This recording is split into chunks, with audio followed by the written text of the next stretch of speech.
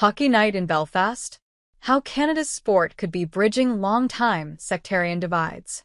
In its simplest form, the protracted tensions in Northern Ireland have at their foundation two separate sectarian identities deeply divided over how, and by whom, they are governed: Protestant/Unionist populations wishing to maintain British rule, and Catholic/nationalists desiring a united Ireland.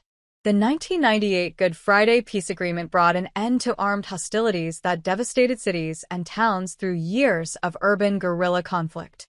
Yet divisions remain sewn into the everyday lives and patterns of the Northern Irish people. 90% of students attend segregated schools, and there are few friendships spanning the sectarian divide.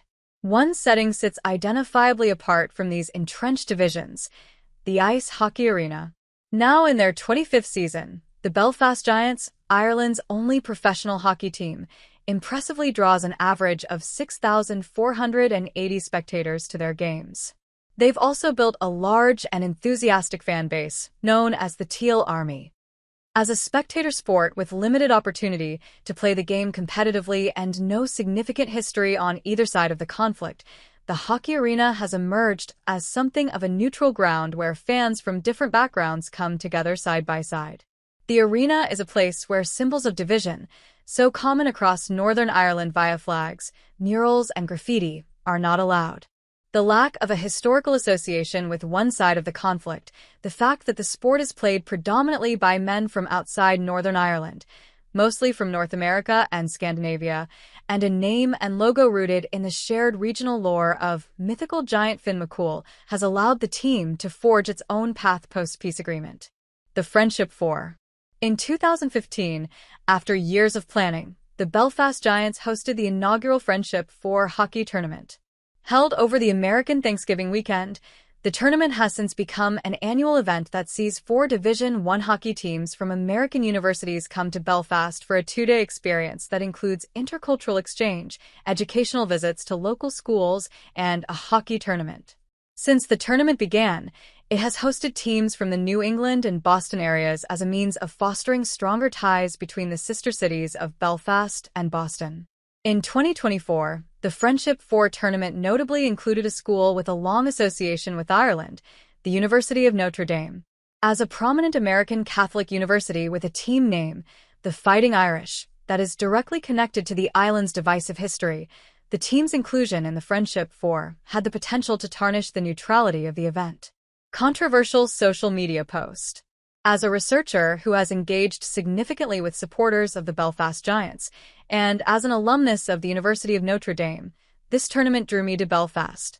Before the 2024 tournament in November, the Notre Dame hockey account posted guidelines for their supporters in Belfast, including an image of what to wear and what not to wear around the city.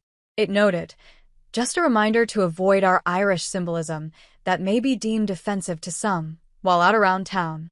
The post was deleted a few hours later, and an apology was issued acknowledging the tournament was meant to build bridges, not stoke division. Nonetheless, the original post drew significant attention and criticism. Belfast media and British news outlets picked up the story about the Notre Dame post. Many of the comments on social media about the story were situated in ethno-sectarian views or pointed fingers of blame. The outrage that greeted the Notre Dame post demonstrates the tension and complexity of identity and symbols in Northern Ireland. But it thankfully wasn't replicated in the Belfast hockey arena because the groundwork of social capital among hockey fans in the city has been built over the last 25 years. Game on and getting on with it. On November 29, 2024, the Notre Dame team took to the ice to play against Harvard without any extra fanfare. The afternoon game was filled with school groups carrying homemade signs and cheering for the teams whose players had visited their schools earlier in the week with overt hopes of seeing themselves on the jumbotrons. The game could have been in Saskatoon given the lack of any sectarian tensions. In an age of rising polarization and lack of human connection, the hockey arena in Belfast is worthy of attention.